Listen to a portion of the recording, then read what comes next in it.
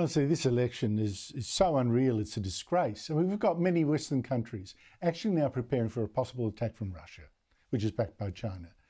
Sweden spending $15 million just to upgrade nuclear shelters for its people. Finland, Poland, Lithuania, Latvia, Estonia, all withdrawing from an international ban that would stop them laying anti-personnel landmines along their border to stop a Russian invasion. Germany sending a brigade to Lithuania, the first time it's stationing troops long-term in a foreign country since the Nazis. And in our region, Russia in February asked Indonesia to let it base long-range bombers there.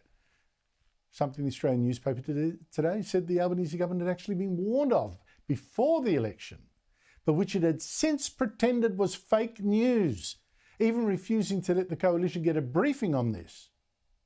I'm waiting for them to ask for a briefing on who faked the moon landing. Anthony Albanese today was still refusing to come clean on whether Russia had indeed asked for that base in Indonesia, like it was a big secret. What adults do on intelligence is receive them and not conduct it through the media.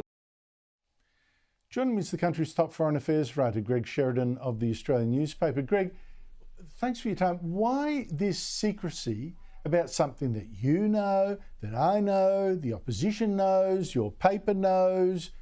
What is it? Well, Andrew, it's great to be with you. This is all part and parcel, in my view, of a truly shocking performance by the Albanese government on national security all the way through. I think Albanese has decided he's ahead in the election contest now, and he's simply not going to answer any question which is difficult. And apart from programs like yours and my glorious newspaper, nobody really presses these matters. You know, the opposition complaining about the media doesn't get them anywhere, but it is true. Most of the media simply doesn't press this. Now, there is absolutely no reason why the government couldn't have given the opposition a briefing on this. In a sense, I don't think that's the issue, and a briefing would have helped a sensible government because that binds the opposition. There are all kinds of things it can't say. It can't reveal the contents of the briefing. But the only explanation for the government refusing to give a briefing must be because the contents of the briefing would be so radically at odds with what the government is saying publicly. Now, this government has not responded realistically or meaningfully to any of the roiling international crises. You mentioned a whole lot of nations doing things. Britain cut its aid budget to increase its defence expenditure this year to 2.5% of GDP, not in 5 years' time, this year. The only nation in more peril than those European nations, because we have no allies near us, is Australia, and we are the only nation doing nothing at all. It seems to me, Greg, that the penny has dropped at last with President Donald Trump. Now, you know, is now suspecting that his friend Russian President Vladimir Putin has been, as you and I have suggested for a long time now, been stringing him along. Putin's not really interested in peace in Ukraine at all, not a genuine one. Trump actually sat down with the Ukrainian president at the Vatican, where they were for the Pope's funeral, brushed aside the French president to sit down to talk man-to-man in private. The talk seemed to please Zelensky. Here he is. We had productive meeting. Beats the last time when he was thrown out of the White House.